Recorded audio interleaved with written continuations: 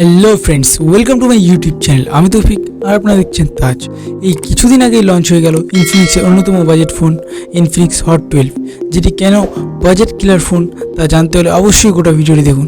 তো বন্ধুরা চলো ভিডিওটি শুরু করা যাক, লেটস স্টার্ট। সো ফ্রেন্ডস, এই ফোনটিতে রয়েছে 6.8 inch full HD IPS LCD display, সাথে থাকবে 90 হার্টজের রিফ্রেশ রেট।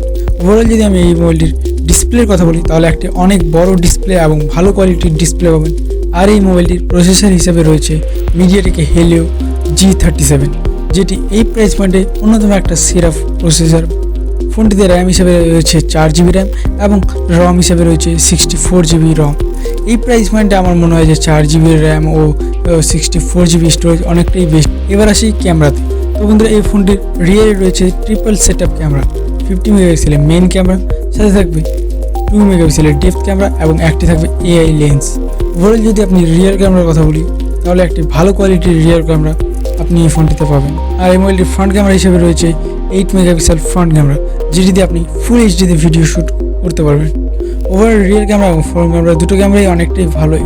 আর এই মোবাইলটির ব্যাটারি হিসেবে ব্যবহার করা হয়েছে 5000 mAh একটি বড় ব্যাটারি, সাথে থাকবে 18 ওয়াট ফাস্ট চার্জার।